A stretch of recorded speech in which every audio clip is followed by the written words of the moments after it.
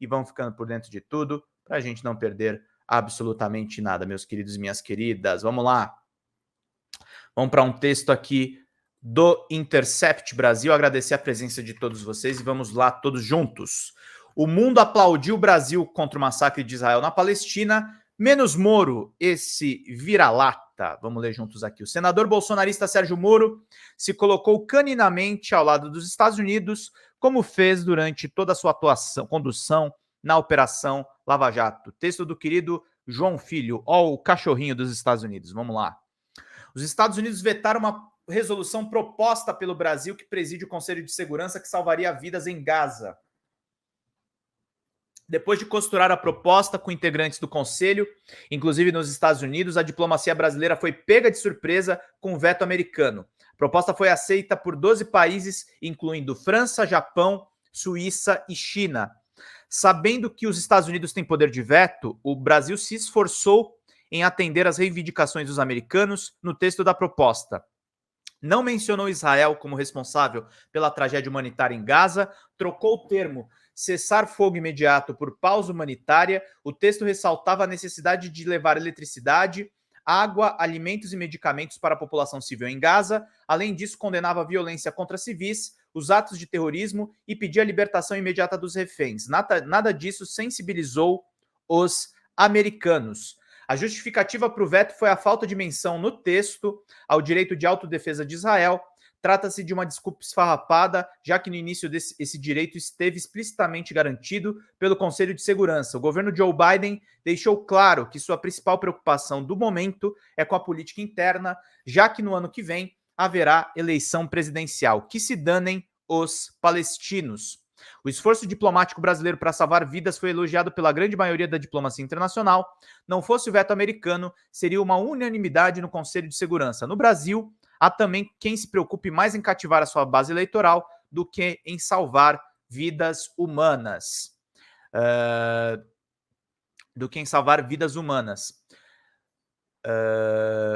É o caso de Sérgio Moro. Embriagado por convicções próprias de um bolsonarista ignorante, o senador resolveu criticar duramente a atuação da diplomacia brasileira. Desde o início dos ataques, ele e sua esposa Rosângela Moro têm se aproveitado da questão Israel-Palestina para fazer politicagem e ganhar alguns pontos com sua base eleitoral.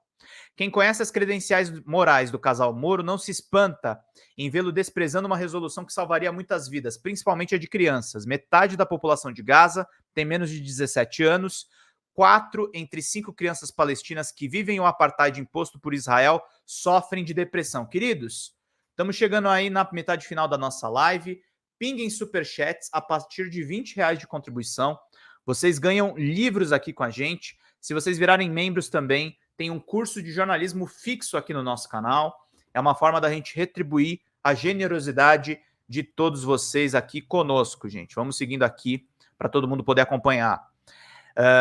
Há também cidadãos brasileiros em Gaza, ou seja, em vez de defender uma proposta que salva a vida de crianças palestinas e de cidadãos brasileiros, o patriota bolsonarista preferiu se alinhar caninamente aos Estados Unidos. Pior que isso, na ânsia por atacar Lula, o senador demonstrou seu profundo complexo de vira-latas ao desprezar a diplomacia brasileira. O Brasil não tem relevância internacional o suficiente para fazer qualquer diferença na guerra do Oriente Médio. A crise serve apenas para Lula exercitar a sua megalomania diplomática e revelar o quanto a sua ideologia comprometeu a capacidade de parte da população política brasileira de condenar os atos terroristas. Sobre o veto americano, Moro disse em audiência no Senado: a resolução brasileira vetada não pela Rússia, não pela China, não por outros países que seguem nossa tradição democrática, mas pelos Estados Unidos, um país que cultua valores democráticos muito próximos ao nosso. Moro não apresentou um argumento sequer para defender o veto e deixou claro que defende apenas porque foi dado pelos Estados Unidos. Cinicamente, cita apenas a China e a Rússia como apoiadores da resolução e omite países como França e Suíça que também apoiaram. A omissão tem a função de sustentar a tese de que países com valores democráticos não apoiam o Brasil. É um jogo sujo criado especialmente para cativar seu eleitor médio, patriota com complexo de vira-latas munido de convicção de que os Estados Unidos são oásis da democracia mundial. Traduzindo, se os Estados Unidos acharam ruim, como é que pode ser bom? Apesar de estúpida, essa ideia dialoga com facilidade com tiozões bolsonaristas que formam as suas convicções por meio de memes e vídeos cortados de que recebem no WhatsApp. É isso o que ele quer, meus queridos e minhas queridas. E vamos acompanhando aí todas as principais notícias para todo mundo ficar por dentro de tudo.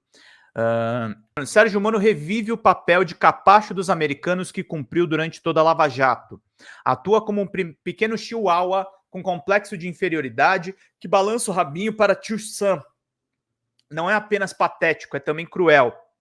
Na prática, defender o veto dessa resolução humanitária é defender o direito de Israel de continuar lançando bombas sobre crianças sitiadas. Essa é a dimensão moral do homem que já foi alçado pela imprensa corporativa à condição de herói nacional e até hoje ele é paparicado por ela. Sérgio Moro revive o papel de capacho dos americanos que cumpriu durante a Lava Jato, atua como um pequeno chihuahua com complexo de inferioridade que balança o rabinho para o tio Sam.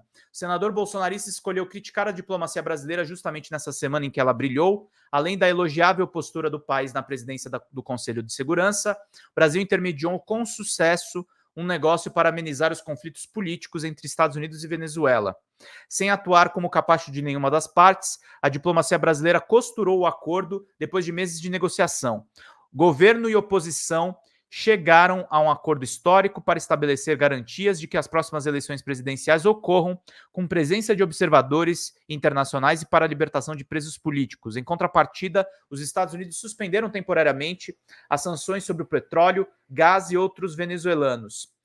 E ouro venezuelanos, desculpem. Trata-se de um acordo histórico, é um resultado de uma atuação da diplomacia brasileira em um mundo cada vez mais multipolar. O inaceitável veto dos Estados Unidos mostra a necessidade de uma reformulação geral nas regras da ONU. Não é possível que o desejo de um país tenha mais peso do que a solução construída em consenso por 12 países do Conselho de Segurança. Todos os esforços feitos de maneira multilateral para salvar vidas dos dois lados foram derrubados pelo veto de um país que está alinhado a uma das partes envolvidas no conflito. Como bem disse o diretor do Human Rights Watch na ONU, mais uma vez, os Estados Unidos usam cinicamente o seu veto para impedir que o Conselho de Segurança da ONU agisse sobre Israel e a Palestina num momento de carnificina sem precedentes. A defesa de um mundo cada vez mais multipolar não é uma questão que passa pela polarização de ideias entre direita e esquerda. Passa pela lógica de bom senso daqueles que querem um mundo mais justo e democrático, mas a mediocridade moral e intelectual de homens como Sérgio Moro os colocam contra o mundo multipolar.